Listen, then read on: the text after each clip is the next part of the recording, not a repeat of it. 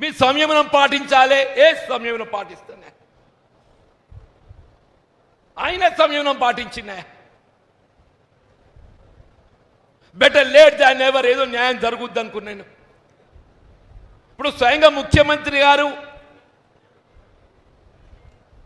వారు స్వయంగా ఉత్తర్వులు జారీ చేయమన్నాక కేసీ వేణుగోపాల్ గారు అష్యూరెన్స్ పక్కన పెట్టండి. ముఖ్యమంత్రి గారు స్వయంగా లక్ష్మణ్ కుమార్ గారు వారి లైవ్ ఎవిడెంట్ వారు సుముఖంగా ఏదైతుందో ఉత్తర్వులు జారీ చేయమని చెప్పినాక ముఖ్యమంత్రి గారి యొక్క మాటకే ఇవాళ ఏదైతుందో మరి విలువ లేక కార్యకర్త కిరాతంగా బలైపోతే మరి ఎక్కడ రక్షణ అని చెప్పంటుండే, ఎవరు కాపాడాలంటుండేను? పదవుల కోసం తాపత్రయం కాదు, పదవుల కోసం తాపత్రయం కాదు. కానీ కళ్ళ ముందట పదవుల నియామకంలో ఏదైతుందో జరుగుతున్న పరిణామాల వల్ల కార్యకర్తల కుటుంబాలు బలైపోతే, పార్టీ స్పందన లేకుంటే, ప్రభుత్వ స్పందన లేకుంటే మరి ఏ విధంగా కొనసాగడం అని చెప్పండి. ఎండోమెంట్ నియామకాలు ఒక దుబ్బరాజేశ్వర స్వామి మినహా అంది. నేను స్వయంగా న్యాయవాదిని.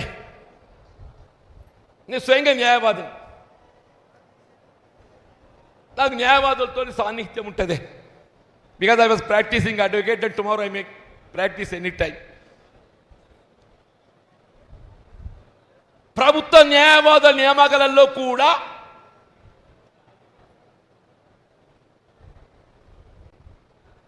నా సలహా లేదు, నా సూచన లేదు, నా సంప్రదింపు లేదు.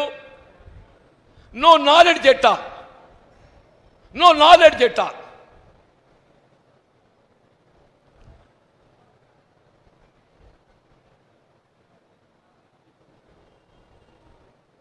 ఇలా గవర్నమెంట్ అడ్మినిస్ట్రేషన్ ఏ విధంగా కొనసాగుతుంది గమనిస్తుందా?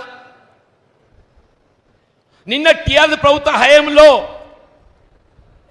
ఏ పోలీస్ అధికార యంత్రాంగం ఇదే కాంగ్రెస్ కార్యకర్తలపై నియంత్రిత పోగడలతో ఏదైతుందో ఆధిపత్యం అరాచకం చేసిన వాళ్ళని తీసుకొచ్చి మళ్ళీ వీళ్ళ జగిత్యాల పెట్టి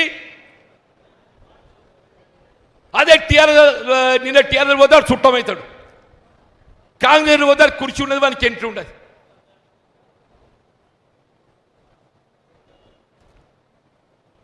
నిన్నటి బీఆర్ఎస్ పోతే ఆయన చుట్టమవుతాడు, ఆయనకి వెల్కమ్ చెప్తారు. అదే కాంగ్రెస్ కార్యకర్త వద్ద వానికి ఎంట్రీ ఉండదు.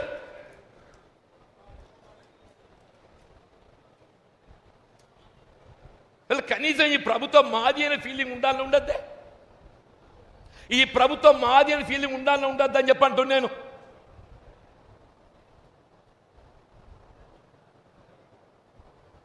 స్థానిక సంస్థల మున్సిపల్ ఎన్నికలు చూసింది మీరు.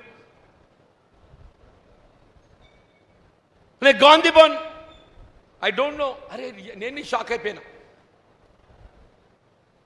మీరు ఎమ్మెల్యే గారితో ఏదైనా మాట్లాడదలుచుకుంటే సరే మంత్రి గారు ఇంటికి పిలిచి మాట్లాడతారు, ఇంకెక్కడ పిలిచి మాట్లాడతారు. డైరెక్ట్ గాంధీ భవన్గా పిలిచి ఏదైతుందో స్థానిక సంస్థల ఎన్నికల స్ట్రాటజీ మీటింగ్ స్పీకర్ గారి దగ్గర ఏదైతుందో ఆయన యాంటీ డిఫెక్షన్ అది లా ఏదైతుందో అది తీర్పుకున్నది. వాట్ ఇండికేషన్ ఇట్ గివ్స్ వీళ్ళ కాంగ్రెస్ పార్టీ ఇదొక జాతీయ పార్టీ. తెలంగాణ రాష్ట్రంలో మనం తీసుకోబోయే నిర్ణయాలు ఏదైతుందో ఇవి జాతీయ స్థాయిలో ప్రతిబింబింపజేస్తాయి.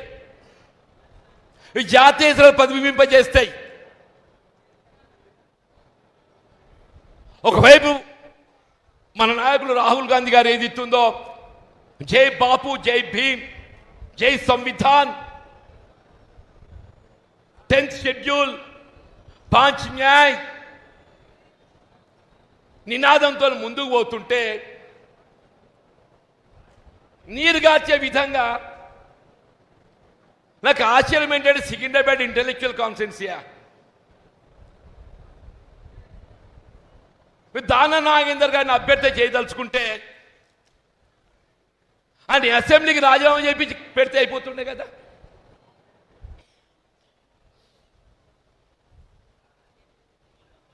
The whole intelligence society was observing.